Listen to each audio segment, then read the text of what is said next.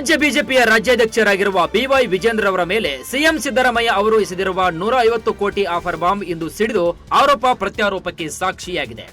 ಇದಕ್ಕೆ ಸಂಬಂಧಿಸಿದಂತೆ ಇಂದು ಬೆಳಗಾವಿಯಲ್ಲಿ ಮಾತನಾಡಿದ ಬಿವೈ ವಿಜೇಂದ್ರ ಅವರು ಸಿಎಂ ಸಿದ್ದರಾಮಯ್ಯ ಮತ್ತು ಕಾಂಗ್ರೆಸ್ ವಿರುದ್ಧ ಸಿಡಿಮಿಡಿಗೊಂಡರು. ಸಿಎಂ ಸಿದ್ದರಾಮಯ್ಯನವರೇ, ನಿಮಗೆ ಸವಾಲು ಹಾಕ್ತೇನೆ, ನೀವು ನಿಜವಾಗಿಯೂ ಕೂಡ ಪ್ರಾಮಾಣಿಕರಾಗಿದ್ದಲ್ಲಿ ನನ್ನ ಮೇಲೆ ನೀವು ಹೊರಿಸಿರುವ 150 ಕೋಟಿ ರೂಪಾಯಿ ಆಫರ್ ಬಗ್ಗೆ ಸಿಬಿಐ ತನಿಖೆ ಮಾಡಿಸಿ ಅಂತ ವಾಗ್ದಾಳಿ ನಡೆಸಿದರು. ಮುಖ್ಯಮಂತ್ರಿ ಸಿದ್ದರಾಮಯ್ಯನವರಿಗೆ ಇವತ್ತು ನನ್ನ ಸವಾಲನ್ನು ಹಾಕ್ತಾ ಇದ್ದೇನೆ. ನೀವು ನಿಜವಾಗ್ಲೂ ಕೂಡ ಪ್ರಾಮಾಣಿಕರ ಇದ್ದದಲ್ಲಿ ನನ್ನ ಮೇಲೆ ಬಂದಿರತಕ್ಕಂಥ ತಾವು ಹೊರಿಸಿರ್ತಕ್ಕಂಥ 150 ಕೋಟಿ ಆರೋಪ ನನ್ನ ಮೇಲೆ ಏನು ಮಾಡಿದ್ದೀರಿ, ಅದ್ರ ಬಗ್ಗೆನೂ ಸಿಬಿಐ ತನಿಖೆ ಕೊಡಿ, ಅದನ್ನು ಕೂಡ ಸಿಬಿಐ ತನಿಖೆ ಕೊಡಿ.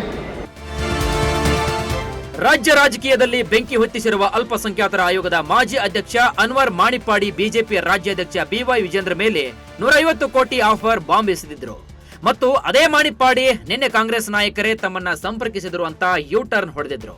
ಇದಕ್ಕಿಂದು ಬೆಳಗಾವಿಯಲ್ಲಿ ಮಾತನಾಡಿದಂತಹ ಡಿಸಿಎಂ ಡಿಕೆ ಶಿವಕುಮಾರ್ ಅವರು ಯಾವ ಕಾಂಗ್ರೆಸ್ ನಾಯಕರು ಆಫರ್ ಮಾಡಲಿಕ್ಕೆ ಬಂದಿದ್ರು ಎಂದು ಅವತ್ತೇ ಹೇಳಬೇಕಾಗಿತ್ತು, ಇವತ್ತು ಹೇಳಿದ್ರೆ ಏನ್ ಸುಖ.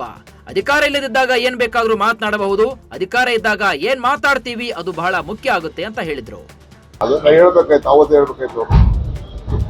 ಯಾರು ಆಫರ್ ಮಾಡಕ್ ಬಂದಿರೋ ಅವ್ರು ಹೇಳ್ಬೇಕಾಯ್ತು. ಈಗ ಹೇಳೋದು ಏನ್ ಸುಖ?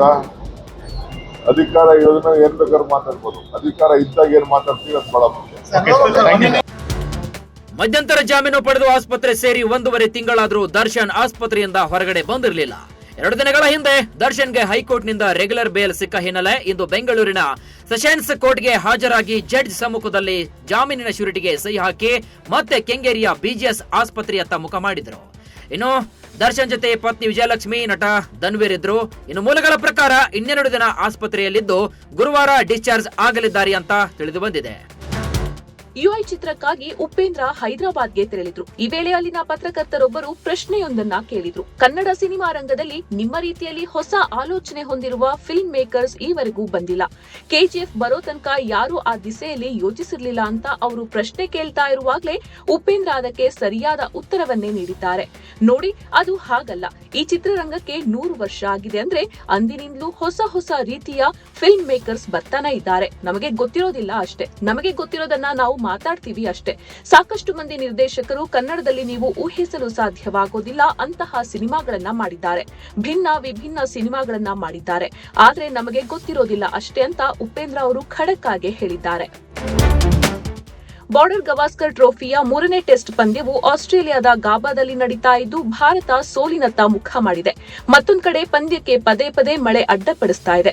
ಟಾಸ್ ಸೋತು ಮೊದಲು ಬ್ಯಾಟಿಂಗ್ ಆರಂಭಿಸಿರುವ ಆಸೀಸ್ 445 ರನ್ಗಳಿಗೆ ಸರ್ವಪತನ ಕಂಡಿತು. ನಂತರ ಬ್ಯಾಟಿಂಗ್ ಆರಂಭಿಸಿರುವ ಭಾರತ 51 ರನ್ಗಳಿಗೆ 4 ವಿಕೆಟ್ ಕಳೆದುಕೊಂಡು ಸಂಕಷ್ಟಕ್ಕೆ ಸಿಲುಕಿದೆ. ಪ್ರಮುಖ ವಿಕೆಟ್ಗಳನ್ನು ಕಳೆದುಕೊಂಡು ಹಿನ್ನಡೆ ಅನುಭವಿಸಿರುವ ಭಾರತವನ್ನ ವರುಣದೇವನೇ ಕಾಪಾಡಬೇಕಿದೆ. ಪ್ರಬಲ ಮಾಂತ್ರಿಕ ಎಂದೇ ಖ್ಯಾತರಾಗಿದ್ದ ಜಾಕಿರ್ ಹುಸೇನ್ ನಿಧನರಾಗಿದ್ದಾರೆ. ಸಂಗೀತ ಮಾಂತ್ರಿಕನ ನಿಧನಕ್ಕೆ ಕೇವಲ ಭಾರತ ಮಾತ್ರವಲ್ಲ, ಇಡೀ ವಿಶ್ವವೇ ಕಂಬನಿ ಮಿಡಿದಿದೆ.